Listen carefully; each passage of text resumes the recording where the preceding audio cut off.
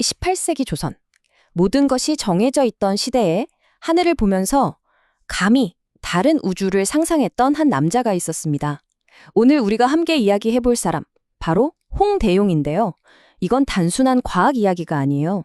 세상을 통째로 뒤흔든 생각의 혁명에 대한 이야기입니다.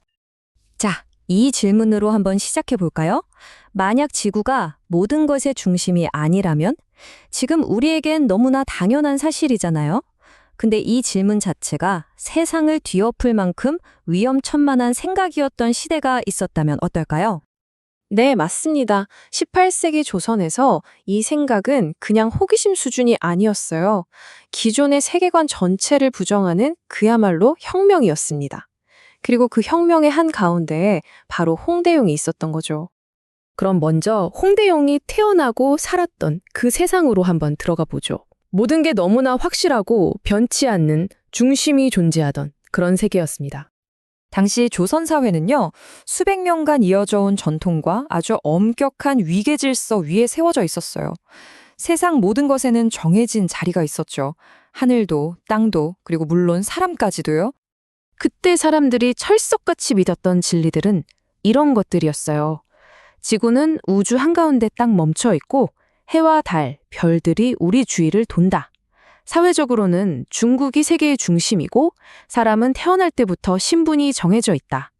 이 모든 게 절대 흔들릴 수 없는 진리였던 겁니다. 하지만 홍대용은 이 모든 당연한 것들에 의문을 품기 시작했습니다.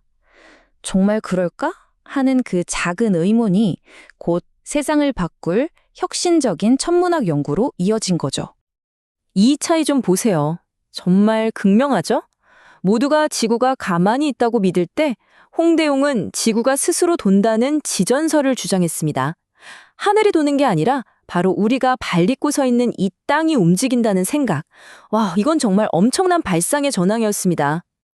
근데 이게 그냥 머릿속에서 나온 상상이 아니었어요. 그는 천문기구를 가지고 직접 밤하늘을 관측하고 데이터를 꼼꼼하게 분석했습니다. 그러니까 철저하게 경험적인 증거에 기반을 둔 과학이었던 거죠. 뜬구름 잡는 얘기가 아니라 과학으로 자신의 주장을 증명하려 했던 겁니다. 그런데 놀랍게도 지전설은 시작에 불과했습니다. 그는 여기서 한 걸음 더 나아가서 무한우주론이라는 걸 펼치는데요. 우주에는 중심도 없고 끝도 없으며 저 하늘의 수많은 별들이 사실은 또 다른 세상일 수 있다는 정말 당시로서는 상상조차 하기 힘든 주장이었죠. 하늘과 땅은 무한하다. 시작도 없고 끝도 없다. 이 한 문장에 그의 생각의 스케일이 다 담겨 있습니다. 지구가 우주의 중심이 아닌 건 물론이고 아예 우주에는 중심이라는 개념 자체가 없다는 거잖아요. 이건 시대를 몇백 년은 앞서간 통찰이었습니다. 자, 그런데요. 그의 생각이 그냥 하늘 이야기로 끝나지 않았다는 게 정말 중요합니다. 이 천문학적인 발견이 곧 사회와 정치에 대한 아주 급진적인 생각으로 이어졌거든요. 바로 이 지점이 홍대용 사상의 핵심이라고 할 수 있습니다. 홍대용의 진짜 위대함은 바로 이 논리적인 연결에 있어요. 한번 보세요. 첫째, 과학적인 관찰을 통해 우주에는 중심이 없다는 결론을 내립니다. 둘째, 그걸 철학적으로 적용해서 그렇다면 어떤 나라도 세계의 중심일 수는 없다고 생각했죠. 그리고 마지막으로 그렇다면 한 사회 안에서도 특권적인 중심 계급은 있을 수 없다는 사회적인 주장으로까지 나아간 겁니다.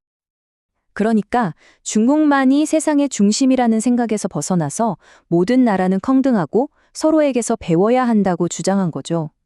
드넓은 우주의 관점에서 보면 지구에 있는 모든 나라가 다 동등한 존재라는 거였어요. 그의 생각은 여기서 멈추지 않았습니다.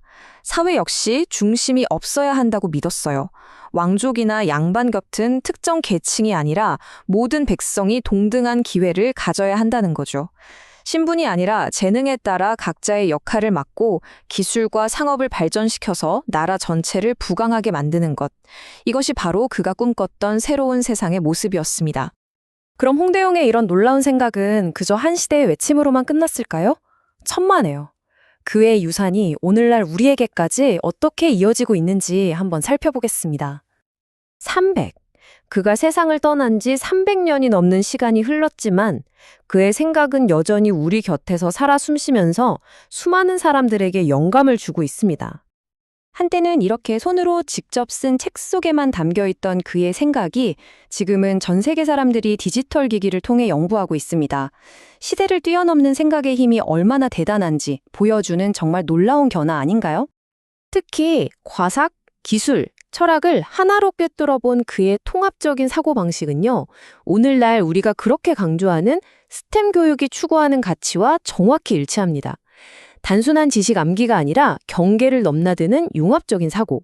홍대용은 이미 300년 전에 그 중요성을 알고 있었던 거죠. 결국 홍대용의 삶이 우리에게 증명하는 건 바로 이것입니다. 한 사람의 용기 있는 호기심이 얼마나 강력한 힘을 가질 수 있는지, 그리고 그 힘이 어떻게 세상의 가장 단단한 믿음조차 바꿀 수 있는지를 말이죠. 마지막으로 이 질문을 던져봅니다. 홍대용이 자신이 살던 시대에 우주의 중심에 도전했듯이 오늘날 우리 시대의 사상가들, 과학자들, 그리고 예술가들은 과연 어떤 우리가 당연하게 여기는 중심에 도전하고 있을까요? 그 답은 아마 우리 주변 곳곳에서 이미 시작되고 있을지도 모릅니다.